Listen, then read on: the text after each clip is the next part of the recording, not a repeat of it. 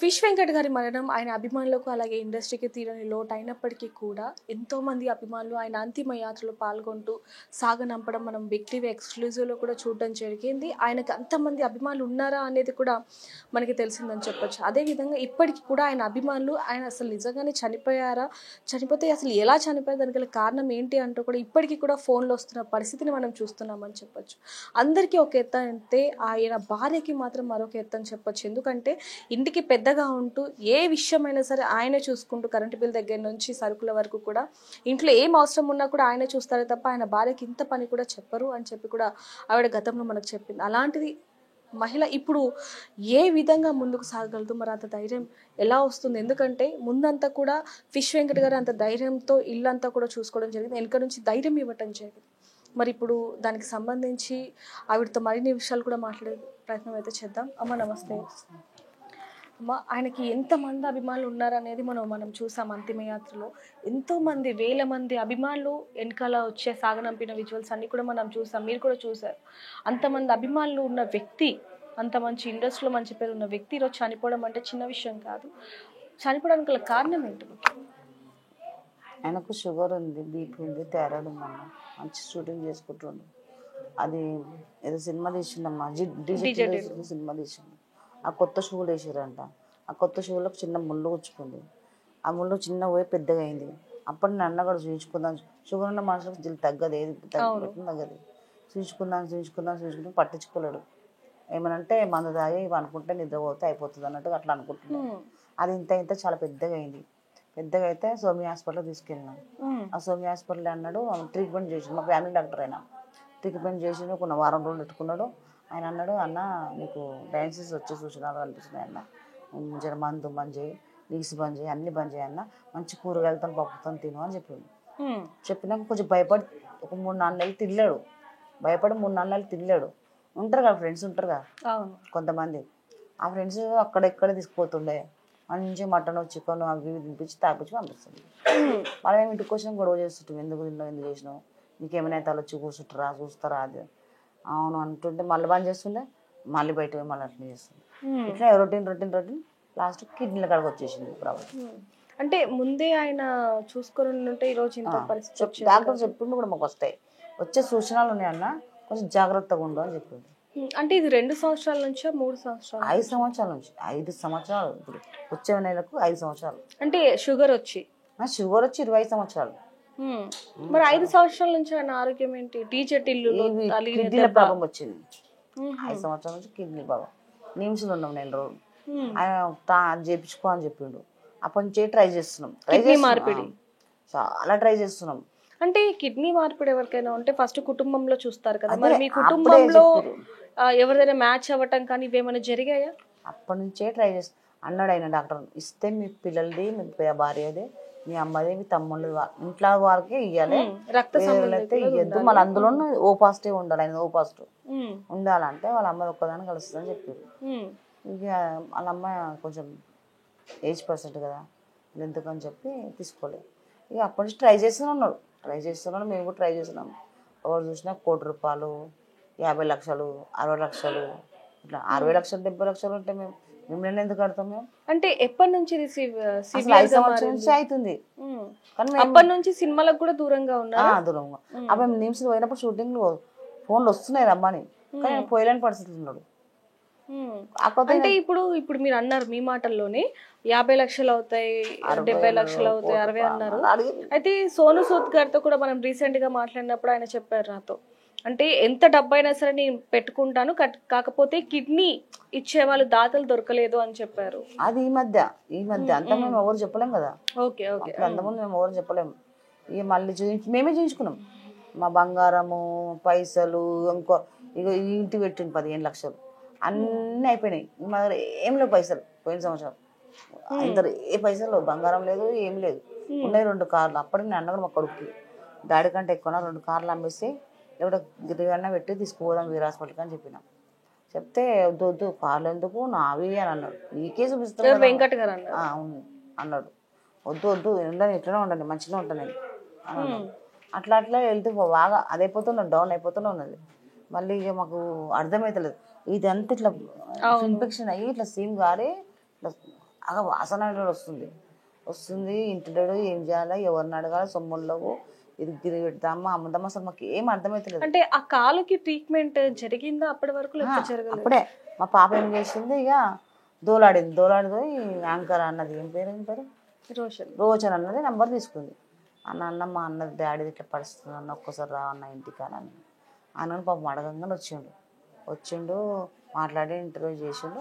ఇక ఏమంటే ఆయన ఆడ పెట్టిండు ఫోన్లో, వెంటనే ఫోన్లో పైసలు వేస్తూనే ఉన్నారు, ఆయనకు వేస్తూనే ఉన్నారు. మళ్ళీ అప్పుడే శ్రీనివాస్ యాదవ్ వాళ్ళ అల్లుడు ఆయన చూసి ఆయన కారు ఇంటికి పంపించి ఆయన తీసుకొని హాస్పిటల్కి పోయింది. కానీ ₹1 తీసుకోవాలమ్మా. ఇది ఎప్పుడు జరిగిందమ్మా? ఇది సంవత్సరం కింద. ఇక అసలు ఒక్క రోజులో లేచి సర్జరీ చేసి పోగానే ఒక్క రోజులో లేచి నడుస్తుంది మంచిగా. తర్వాత మళ్ళీ ఎప్పటి నుంచి? నెల రోజులు ఉన్నాం. మళ్ళీ ఇప్పుడు ఒక 2 నెలల కింద వాళ్ళ ఫ్రెండ్ వాళ్ళు 9 చనిపోయాడు. 9 చనిపోతే ఏం చేసిండు, భద్రాచలం కొత్తగూడెంలో ఆడిపోయిన. అప్పుడు నేను అన్న నీకు వెళ్తే బాగాలేదు, సాగు పోవాలని ఏముంది, పోకని కూడా అన్న. ఏం పోతానే పోయాడు ఒక్కడే బస్సులో పోయి 3 రోజుల దాకా 5 రోజుల దాకా 10 రోజుల దాకా ఉండి మళ్ళీ వచ్చింది. మళ్ళీ ఎందుకో మళ్ళీ కొత్తగూడెం మళ్ళీ పోయింది. అక్కడ మా అల్లుంది బండి ఉంది, ఆ బండి నడుపుకుంటా అంటే అప్పుడు బాగా నడిపించింది దాని బండ్లు, కానీ చేత కాదు కదా, అది ఎక్కువ వెయిట్ ఉంటుంది కదా. ఆ బండి నడిపించి కింద పడ్డాడమ్మ. కింద పడి మళ్ళీ ఈ కాలు కూడా ఇన్ఫెక్షన్ అయింది, ఇది కూడా ఇన్ఫెక్షన్. రెండోది ఇన్ఫెక్షన్ అయ్యి ఇల్లు కూడా సీమ్ వచ్చింది బాగా. అప్పుడే అంత మందిని అడిగినాం, మళ్ళీ ఇప్పుడు ఇంకొవరిని అడగాలి, మన దగ్గర సమ్ము లేదు, ఏది లేదు. కారు అమ్ముదామంటే కారు ఖరాబ్ అయింది, దానికి ₹1,00,000 పెట్టి చేపించి అమ్మాలి. ఆ 1,00,000 అయినా కూడా ఉండాలి కదా నా దగ్గర. అట్లా అది ఇది అని చెప్పి తిరిగి మళ్ళీ బెచారిచి ఎట్లా చేద్దాము, సోమయ్య తీసుకెళ్ళినా. మళ్ళీ సోమయ్య తీసుకెళ్ళినా. ఆయనకు చాలా బాగా క్లోజ్ అనమాట. మాకు దండం పెడతాను, నీకు కాలు మొక్కుతాను, నాకు ఎట్టన్నా చూడాలంటే లేదమ్మా లేదు, పెద్ద డాక్టర్ దగ్గర తీసుకోవాలి కంపల్సరీ, ఇక్కడ నేను ఏం చేయలేను, ప్లీజ్ ఏమనుకోకని చెప్పిండు. చెప్తే వెంటనే నేను ఏం చేసిన, మా బాబు ఏం చేసిండు, నాకు తెలిసిన డాక్టర్ ఉండని చెప్పి ఉప్పల్ డాక్టర్ తీసుకున్నాడు. వాడు తెలిసిన డాక్టర్ అని చెప్పింది, కానీ వాడు ఎన్ని పైసలు అంటే మాట్లాడితే 1,00,000 అంటుండు. ఉప్పల్లా మాట్లాడితే 1,00,000. అప్పటికన్నా నాకు పియర్కే వెళ్ళా చూసిరు మాకు మా ఆయనకు, కానీ ఇట్లా పైసల గురించి చూక టార్చర్ పెట్టలే. మరి నువ్వు చాలా టూమచ్. ఆయన తెలిసిన వాళ్ళు చాలా మంది ఉన్నారు, వాళ్ళందరూ వస్తారు ఇస్తారు, అన్నకు వచ్చి ట్రీట్మెంట్ చేయండి అన్న ప్లీజ్ అన్న అని బతలాడుతూనే ఉన్నా. పైసలు అమౌంట్ ఇస్తేనేమో చూస్తారు, లేకుంటే ఆపేస్తారు, ఇస్తేనేమో చూస్తారు. అప్పుడు మళ్ళీ మా బిడ్డ మళ్ళీ రోషన్ రిక్వెస్ట్ చేసింది. అప్పుడు మళ్ళీ రోషన్ వచ్చి వచ్చి మాట్లాడాను. వాళ్ళ దగ్గర ఇప్పుడు డబ్బులు ఏం లేవు, కొంచెం మీరు ఎంతనన్నా కానీ ట్రీట్మెంట్, ఎన్ని పైసలైనా కానీ ట్రీట్మెంట్ చేయండి, అందరు వాళ్ళ ఫ్రెండ్స్ వాళ్ళు వీళ్ళు వస్తూనే ఉంటారు, ఆయన పైసలు కూడా ఇస్తూనే ఉంటాం అన్నమాట, ఇస్తారు మీకు, వాళ్ళు ఇవ్వకుంటే నేను చెక్ ఇస్తాను నీకు అని కూడా చెప్పాను. ఆ ఒక్కరోజే చూసారు ట్రీట్మెంట్ చేసారు, మళ్ళీ తెల్లారి చేయలే. ఇక అక్కడక్కడ అందరమ్మా ₹1,00,000 తెచ్చి ఇచ్చిరమ్మా. అక్కడక్కడ అందరూ మొత్తం ఎంత వచ్చిందమ్మా? అక్కడ 5,00,000 దాకా వచ్చినాయమ్మా. 5,00,000 దాకా వచ్చినాయి. ఇక అవి 4,50,000 అయినాయి, బిల్లు కట్టేసారు. నన్న మా బిడ్డ వద్దు, నాకు అసలు నచ్చలే, రాకుండా పిఆర్కే తీసుకుందాం అని అంటుంటే అప్పుడే ఆయన ఇంటర్వ్యూ. అంటే ఇప్పుడు ఎక్కడైతే ఇప్పుడు ఫస్ట్ ట్రీట్మెంట్ జరిగిందో హాస్పిటల్ నుంచి పిఆర్కేకి అసలు ఎందుకు తీసుకొచ్చారు? అదే నేను చెప్తున్నా కదా, నాకు నమ్మకం హాస్పిటల్ మంచిగా ఉంటుంది, నాకు నమ్మకము. అలా 3 సార్లు పోయినా, 3 సార్లు మంచిగా వచ్చాడు. ఒక్కరోజులోనే, ఈరోజు రోజు తెల్లారి వచ్చడం అంత మంచిగా, ఎంత సిక్లో అయినా కూడా మళ్ళీ మంచిగా. అంటే అమ్మ ఇక్కడ ఇంకొకటి ఒక వార్త వచ్చింది ఏంటంటే, ఎవరైతే ఇప్పుడు గబ్బర్ సింగ్ టీం ఎవరైతే ఉన్నారో వాళ్ళందరూ కూడా మా దగ్గర డబ్బులు లేవు, కానీ మీరు ఫిష్ వెంకట్కి ట్రీట్మెంట్ చేయాలి అని బెదిరించారా డాక్టర్స్? ఎవరైనా ఏం బెదిరేళ్ళమ్మా, ఉన్నది అక్కడనే ఏం బెదిరేడు. చెయ్యండి ఎట్లనన్నా మేము ఎంతగానో మేము ఇచ్చే తీసుకుపోతామని అన్నారు, కానీ అట్లా మాత్రం చేయలేదు. నాకు నచ్చలేదు. మరి అప్పుడు అంటే మొత్తం ఎంత ఖర్చు అవుద్దని చెప్పారు డాక్టర్లు ట్రీట్మెంట్ కి? మొత్తం వాళ్ళు చెప్తలే కానీ తీసుకుంటున్నారు. ఎంత తీసుకున్నారు మొత్తం ఇప్పుడు వరకు? 4,50,000 తీసుకో చెప్తున్నా కదా, 4,50,000 తీసుకురు. అంటే వచ్చిన 5,00,000 4,50,000 అటే వెళ్ళిపోయాయి. మేము అక్కడనే ఉన్నాం కదా, మేము భోజనాలు టిఫిన్లు మాకు ఎవరు తీస్తారా టిఫిన్లు? మేము అక్కడనే ఉన్నాం, 8 మంది ఉన్నాం మేము. అన్నీ మేము లంచ్ భోజనాన్ని బయటనే చేసినాం. నాకు నచ్చలే, వద్దు అని మా బిడ్డ ఇంట పడితే మళ్ళీ ఆయన ఇంటర్వ్యూ చూసి మళ్ళీ మా పాపకు ఫోన్ చేసి రండమ్మా అని ఫోన్ చేసి పోయినాం. మళ్ళీ ఆడిపోయి అప్పుడు డాక్టర్ చెప్పిండు, అంత అయిపోయిందమ్మా, మీ ఆయనకి ఎంత చెప్పింది. పాపం ఆ డాక్టర్లు కూడా అంతా గుర్తుపడతాం. అంత చెప్పినా మీ ఆయన వినలేడు, ఎంత చెప్పినా అన్ని మొన్న వస్తే కూడా చెప్పిన నేను, ఎంత చెప్పినా మీ ఆయన వినలేడు, లోపల అంతా ఖరాబ్ అయిపోయినాయి, ఒక్క లివరే కూడా ఖరాబ్ కావడానికి వస్తుంది, అది కూడా మొత్తం ఇన్ఫెక్షన్ అయ్యింది. ఇప్పుడు ఎట్లా ఆయన మేము చేసే ప్రయత్నాలు అన్నీ చేస్తాం, ఇక దేవుని దయ అని చెప్పింది. ఇక ఎట్లా అలా అట్లా చెప్పినా కూడా నేను ఏమంత చేయలే, ఎట్లా బతికే వస్తున్నా ఓతోనే బతికినా కానీ ఇట్లా అవుతుందని మాత్రం నేను అనుకోలేనమ్మా నేను. అంటే ఇప్పుడు మామూలుగా ఆ హాస్పిటల్కి వెళ్ళిన తర్వాత అసలు కళ్ళు కూడా తెరవలేదు అంటూ కూడా మీరు మాతో చెప్పడం జరిగింది ఒక ఇంటర్వ్యూలో. అంటే కళ్ళు తెరిచిండు కానీ గుర్తుపడతలేడు, చూస్తలేడు. అంటే ఇట్లా ఇట్లా ఇట్లా ఇట్లా అంటుండు కానీ ఏం మాట్లాడతలేడు, ఏం చూస్తలేడు, మాట్లాడడానికి సమాధానం ఇస్తాడు. అప్పుడు కళ్ళతోనే సమాధానం ఇచ్చిండు ఉప్పల్లా. కానీ ఉప్పల్లో బిగ్ టీవీతో మా ఛానల్ తో కూడా మాట్లాడడం జరిగింది, ఎవరెవరు వస్తున్నారు అన్ని కూడా నాకు తెలుసు, తిన్నాను అన్ని కూడా మాట్లాడుతున్నారు. అవన్నీ అంటే ఇప్పుడు ఈ పిఆర్కే హాస్పిటల్కి వెళ్ళిన తర్వాత ఆయన ఆరోగ్యం ఇంకా క్షీణించింది, డాక్టర్లు ఏమని చెప్పారు మీకు? అదే చెప్పారు కదా, అన్ని ఖరాబ్ అయినాయి, లివర్ ఖరాబ్, కష్టం అని చెప్పి. చాలా కష్టం అమ్మ, మళ్ళీ కూడా మీరు దేవుళ్ళని మొక్కండి అని. నేను దేవుని నా ప్రయత్నం నేను చేసినమ్మా, ఎన్ని దేవుళ్ళని మొక్కినా ఆ దేవుళ్ళకే తెలిసింది. ఆయన కూడా నాకు అసలు నమ్మకమే ఉండే వస్తున్నాను, కానీ ఇట్లా అవుతుందని మాత్రం అస్సలు అనుకోలేనమ్మా నేను. ఆయన ఇండస్ట్రీలో ఎంత మంచి హీరోలతో చేశారో మీకు తెలుసు, అంటే ఇంట్లో కూడా అన్ని ఫోటోలు కూడా ఆయనవే ఉంటాయి. అయితే అంతమంది ఇండస్ట్రీలతో అంటే పెద్ద పెద్ద హీరోలతో పనిచేశారు, అల్లు అర్జున్, చిరంజీవి గారితో కొన్ని సినిమాలు, అల్లు అర్జున్ గారితో, రామ్ చరణ్ గారితో, ఇలా అన్నింటిలో చేసినప్పటికి కూడా ఎందుకని వాళ్ళు ఎవరు కూడా స్పందించలేదు అంటే ఏం చెప్తారు? అంతే నాకు అర్థమవుతలేదు అమ్మ. మంచి మంచి హీరోలతో చేసిండు, కావాలంటే అక్కడ ఫోటో చూడు, మంచి హీరోలతో చేసి పెద్ద పెద్ద హీరోలతో చేసి ప్రతి ఒక్కరితో చేసిండు. ఒక్క హీరో ఫోన్ చేసి మాట్లాడలే, కనీసం నాకు మా ఆయనకన్నా ఒక ఫోన్ చేసి మాట్లాడలేదు, కనీసం దగ్గర రాలేదు. కనీసం ఏదో మంచిగా ఒక 1 లక్ష ఇచ్చినా కూడా మా ఆయన 2 విధంగా ఉంటుండే, ఆపరేషన్ అయిపోతుండే ఉంటుండే, ఎవ్వరు సాయం చేయలేరు. ఒక పవన్ కళ్యాణ్ మాత్రమే చేసిండమ్మా, అది కూడా నేను పోయిండు బాబు, నాకు చెప్పే పోయిండు, విజయవాడలో షూటింగ్ అవుతుందంట, నేను బాబు దగ్గర పోతున్నా, ఏమైనా అడిగేసి వస్తా సువర్ణ, ప్రతి దానికి సువర్ణ సువర్ణ సువర్ణ అని. సరే అని పోయినాం, కార్లో పోయి మాట్లాడిండంట, దగ్గర పిలిచిండంట, ఎవరిని ఇస్తానని అడిగిండట కిడ్నీ, ఇప్పటిదాకా ఇంకా ఎవరిని అడగలేదు సార్ అంటే, అడుగు ఎవరిని ఇస్తే నీకు నేను ఆప్షన్ చేపిస్తా, అప్పటిదాకా ఖర్చులు మందు ఖర్చులు పెట్టుకొని 2 లక్షలు ఇచ్చి పంపించి. ఆ తర్వాత విశ్వక్సేన్ గారు కూడా 2 లక్షలు హాస్పిటల్లో ఉన్నప్పుడు. అయితే అమ్మ ఇంకొంతమంది ఏం చెప్తున్నారంటే త్రివిక్రమ్ గారి పిఏ కూడా నిన్న మాట్లాడడం జరిగింది ఆయనతో కూడా ఏం చెప్తున్నారంటే నేను హాస్పిటల్ బిల్లు కూడా నేను కట్టాను అన్నట్టు ఆయన చెప్పడం జరిగింది. నాకైతే ఫోన్లో అదే అర్థమైంది, నిజంగానే కట్టారా లేకపోతే అంటే చాలా వరకు ఫేక్ కాల్స్ వస్తున్నాయని మీ అమ్మాయి చెప్పింది నాకు. ఈ రోజు కూడా 1 గంట ముందు ఫోన్ చేసి పవన్ కళ్యాణ్ గారు ఇందాక 1 గంట ముందు కూడా ప్రభాస్ పిఎన్ మాట్లాడుతున్నాను, మొత్తం ఖర్చు కూడా నేను చూసుకుంటాను ఇప్పటి నుంచి అంటూ కూడా ఫేక్ కాల్ వచ్చింది అంటూ కూడా ఫిష్ వెంకట్ గారి కూతురు మనకు ఫోన్ చేయడం జరిగింది. మరి ఎందుకని ఇలా అంటే ఆయన బతికి ఉన్నప్పుడు అలాగే చేశారు, ఇప్పుడు చనిపోయాక కూడా ఇలాంటివి చేస్తూ ఉంటే అంటే మీకు సాయం చేసే వాళ్ళు కూడా ఎవరు చెయ్యరు కదా, మరి దీనికి సంబంధించి మీరు ఏమంటే? నాకు అర్థమవుతలేదు అమ్మా, అంత ఫేక్ కాల్ ఎందుకు ఇస్తారు అసలు ఆయన మీద, అసలు ఫేక్ కాల్ ఎందుకు ఇస్తున్నారు అసలు అర్థమవుతలేదు అసలు. ఇప్పుడు కూడా ప్రభాస్ వాళ్ళ పిఏ మళ్ళీ ఫోన్ చేసిండు, మీ డాడీ ఒకసారి మీరు ఆ నెంబర్ కూడా మాకు ఇవ్వండి, ఒకసారి మేము తాగి గుట్కాలు తిని తిని మీ డాడీ చనిపోతాడు, అందుకనే ప్రభాస్ వచ్చి చేయలేడు అని చెప్తున్నాను. పిఏ నేను అసలు అట్లా ఇప్పుడు ఇంత గంట ముందు. అయితే అమ్మ అంటే మేము కొంతమంది మాతో మాట్లాడినప్పుడు ఆయన చనిపోవడానికి గల కారణం కూడా ఎక్కువగా తాగుతూ ఉంటారు అని చెప్పారు. 20 గంటలు ఏం తాగలేడమ్మా, ఎందుకు చచ్చిపోయిన అవదు మేడం, తాగుతాడు, తాగడానికి కాదు, 20 గంటలు తాగడు, షూటింగ్ ఉంటే అసలే తాగడు.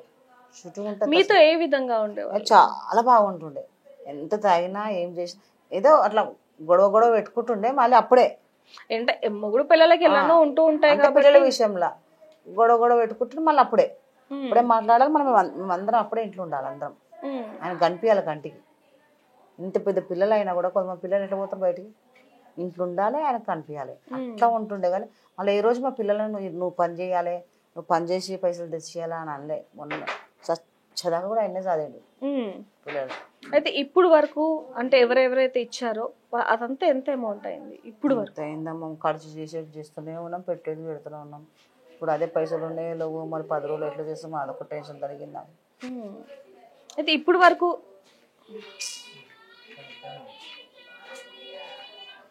ఇప్పుడు వరకు ఆస్తి ఉందమ్మా? ఎందుకంటే కొద్ది రోజుల ముందు మనకు కొంతమంది చెప్పారు అసలు ఆస్తి కూడా ఏం సంపాదించలేదని చెప్పారు. అసలు ఏం సంపాదించారు ఇండస్ట్రీలోకి వెళ్ళాక? ఆయన సినిమాల్లో పోయేటప్పుడు సంపాదించింది ఆయన ఏంటంటే మా బిడ్డ పెళ్లి చేసిండు, ముస్తాబాద్లో ఒక ఇల్లు కొనడమ్మా, సింగిల్ బెడ్రూమ్. ఆయన షూటింగ్లో సంపాదించిన ఆస్తి అంటే ఇవి రెండే. ఇప్పుడు ఆ ఇంట్లో ఉండేవాళ్ళు. మరి ఈ ఇల్లు ఆయన ఇక్కడ అలా మా మర్దం చేసిండు. ఆయన ఆశ కదా కట్టాలని, మనకు 2 నెలలు 3 నెలలు ఉన్నాడు కూడా, ఇట్లనే ఉన్నాడు కదా, ఆయన ఆశ కదా ఇడికి తెద్దామని ఇది తెచ్చారు. మేము ఉండేది అక్కడనే, మేము అక్కడ ముషీరాబాద్ లో ఉండేది. మరి అంటే కార్యం మొత్తం కూడా ఎప్పుడైతే చనిపోయారో అప్పటి నుంచి ఇప్పటి వరకు కార్యం మొత్తం ఇక్కడే జరుగుతుంది. గల కారణం ఏంటంటారు? అదే ఆయన ఒక్కనే, ఆయనకు ఆశ కదా కట్టాలి కట్టాలి కట్టాలి, ఆయన ఇష్టమైన ఇల్లు కదా ఈయన చేద్దామని అది తెచ్చారు. అసలు నాకు ఇష్టం లేకుండా ఇక్కడ దేవాలని అక్కడే తీసుకోవాలి. సోను సూద్ గారు పిఏ ఫోన్ చేసినప్పుడు ఏమని మాట్లాడారు మీతో? మాట్లాడినా ఎట్లైనా వస్తా కలుస్తా ఇస్తా, 1 లక్ష రూపాయలు పంపిస్తున్నా అని చెప్పింది. మంచు మనోజ్ కూడా ఫోన్ చేయడం జరిగింది, మాట్లాడారు. ఈ కార్యక్రమం అయిపోయినాక వస్తానా లేకపోతే మమ్మల్ని రమ్మంటున్నాను, చెప్తా అన్న టైం చెప్తా అన్నాను. ఇప్పుడు వరకు ఎవరు స్పందించలేదు, ఎవరు ఫోన్ కూడా చేయలేదు. అంటే ఆ రోజు అంటే కార్యం కాబట్టి చాలా మంది వస్తూ ఉంటారు కాబట్టి ఒకవేళ వాళ్ళు వస్తే మళ్ళీ ఏమైనా ఇబ్బంది అవుతుందేమో అని చెప్పి రాకపోవచ్చు, కానీ ఫోన్ చేయడం కానీ ఇవేమైనా చేశారా? అయితే ఇంకోటమ్మా 2 రోజుల నుంచి ఒకటి వస్తుంది ఏంటంటే మోహన్ బాబు గారు మీ ఇంటికి రావడం జరిగింది అంటూ కూడా కొన్ని వార్తలు వస్తున్నాయి. వచ్చారా మోహన్ బాబు గారు? నిజంగా ఎవరు రాలేదమ్మా, మీరు చూసి కదమ్మా. ఆ రోజు చావు రోజు కూడా బాలకృష్ణ వచ్చిండు, ఇంకెవరో హీరో రవితేజ గారు వచ్చారంటూ కూడా అంటున్నారు. నిజంగానే వచ్చారా? చనిపోయిండు, ఏడొచ్చిండమ్మా, వాళ్ళ నాన్న చనిపోయిందంట అక్కడ. అవును, చిరంజీవి వాళ్ళకి కూడా మేము ఎందుకు ఎక్కువ ఫోర్స్ చేయలేమంటే వాళ్ళ అమ్మగారికి ఆరోగ్యం బాగాలేదు, వాళ్ళకి ఫోన్లు చేస్తే బాగుండదు అని చెప్పి మేము చెప్పిరేమమ్మా. వాళ్ళు కూడా కొంచెం టెన్షన్ ఉంటుంది కదా, అట్లా అని చెప్పి కూడా నేను ఎక్కువ అది చేయలేను. లేకపోతే వాళ్ళంటే వాళ్ళతో అడుగు అడుగు అడుగు. ఇప్పుడు మీరు ఏం కోరుకుంటున్నారు? అంటే ఇప్పుడు పెద్ద దిక్కు పోయిందని చెప్పొచ్చు, అంటే సినిమాలో మంచి పేరు తెచ్చుకున్నారు, అభిమానులు కూడా కొంచెం మంచి అంటే కొంచెం కోపంగా ఉన్నప్పటికీ కూడా అందరితో బాగుండే వాళ్ళు అంటూ కూడా చెప్తున్నారు.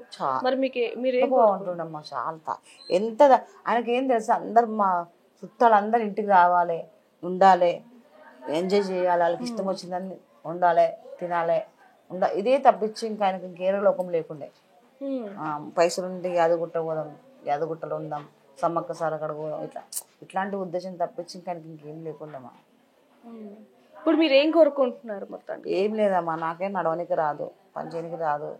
నాకు ఒక ఇల్లు కట్టిస్తే, ఇదే నా ఇల్లే వేరుజలు కదా, ఇది కట్టిస్తే మా పిల్లలకి ఏదైనా పని. అంటే ఆ ఇల్లు ఉంది కదా మీకు సొంత ఇల్లు ఉంది కానీ మా కొడుకుల పెళ్లి చేసి సరిపోదు. అదే ఆ ఇల్లు ఎట్లా తీసుకున్నంటే నా 2 కొడుకులు మా ఆయన నాకు సరిపెట్టట్టు ఉండదు, ఇంకా మనిషి ఎక్స్ట్రా. ఇప్పుడు మీ 2 కొడుకులు ఏం చేస్తున్నారు? ఏం చేసి చెప్తున్నారు, చిన్న ఆయనకు 2 షార్ట్ ఫిల్మ్లు తీపిచ్చిండు, పెద్ద ఆయనకు 3 సినిమాలు చేయించిండు. వాళ్ళు ఫోన్ అని పెట్టిరు మళ్ళీ అట్లా సినిమాలో ఫోన్ అంటున్నారు. ఫోన్ అన్నారు. మరి ఏం పని చేస్తున్నారు? ఏం పని చేయమంటే దంద పెట్టి, చేపల దంద పెట్టి. ఇప్పుడు ప్రస్తుతం చేపల దంద పెట్టారంటే మేము 10 లక్షల చేతులు ఉండాలి. చిన్నోనికి అది పెట్టుకోవాలని కోరిక. ఏ పెద్దోడేమో నాకు ఏమొద్దు, నేను ఇంట్లో ఉంటాను, బండి తీసుకొని తిరుగుతూనే ఉంటాడు ఆయన. అంటే ఇద్దరు కూడా కొంచెం పని విషయంలో అంతంత మాత్రంగానే ఉన్నారు. ఇప్పుడు నా బతికి ఎట్లా, నేను ఎట్లా, ఇప్పుడు మా అత్తను చూసుకునేది నేనే. వాళ్ళ 2 ఇక్కడ తమ్ముళ్ళు ఏం పని చేయరు. వాళ్ళ చిన్న తమ్మునికి 2 పిల్లలు పెద్దగా అయ్యారు, నడిపోయినాక ఒక బిడ్డ ఒక కొడుకు, వాళ్ళు పెద్దగా అయ్యారు. అందరు నేనే చూసుకుంటాడు, అందరు నేనే చూసుకుంటాడు. సో చూడొచ్చు మనం కొద్ది రోజులకి ఏవైతే వార్తలు వస్తున్నాయో, ఇటు ప్రభాస్ పిఏ అంటూ త్రివిక్రమ్ పిఏ అంటూ ఇలా ఈ రోజు కూడా ఒక కాల్ రావటం జరిగింది. అంటే బతికున్నప్పుడు కూడా అలాంటి ఫోన్ కాల్స్ చేసి వీళ్ళని ఇబ్బంది పెట్టడం జరిగింది. నిజంగానే ప్రభాస్ గారు ఆదుకున్నారు అని తెలియడం వల్ల కొంతమంది సాయం చేయలేకపోయాం, అంటే ప్రభాస్ గారే మొత్తం కూడా సాయం చేశారనుకో మేము చేయలేకపోయాం అంటూ కూడా మనకు ఫోన్ చేసిన వాళ్ళు కూడా అనేక మంది ఉన్నారని చెప్పొచ్చు. మరి చనిపోయాక కూడా వాళ్ళు ఎందుకు చేస్తున్నారు అనే విషయం మాత్రం వాళ్ళకి తెలియాలని చెప్పొచ్చు. ఏదైనప్పటికీ ఈ మొత్తానికి కూడా అంటే వీళ్ళ కుటుంబానికి అండగా ఉంటాను అంటూ కూడా సోను సూద్ గారు మనతో మాట్లాడడం జరిగింది. ఆయన కూడా స్వయాన ఫిష్ వెంకట గారి భార్యతో కూడా మాట్లాడడం జరిగింది బిగ్ టీవీ ద్వారా, అదంతరం కూడా చూసామని చెప్పొచ్చు. కానీ ఏవైతే నిన్నటి నుంచి కూడా సర్క్యులేట్ అవుతూ ఉన్నాయి, అంటే మోహన్ బాబు గారు వచ్చారు, రవితేజ గారు వచ్చారు, ఇవన్నీ కూడా ఏవైతే అవుతున్నాయి ఇప్పటికైనా సరే ఇలాంటి రూమర్స్ ఆపేస్తే మంచిదని చెప్పొచ్చు. ఎందుకంటే ఆ కుటుంబానికి ఎవరైతే సహాయం చేయాలనుకుంటున్నారో వాళ్ళు కూడా వెనకడుగు వేస్తున్న పరిస్థితి కనిపిస్తుందని చెప్పొచ్చు. ఏదైనప్పటికీ కూడా ఆయన తిరిగి రాని లోకాలకు వెళ్ళిపోయారు కాబట్టి ఆయన ఆత్మకి శాంతి చేకూరాలని మనం కూడా కోరుకుందాం. మరిన్ని వార్తల కోసం చూస్తూనే ఉండండి big TV. For more videos like this, subscribe Big TV channel.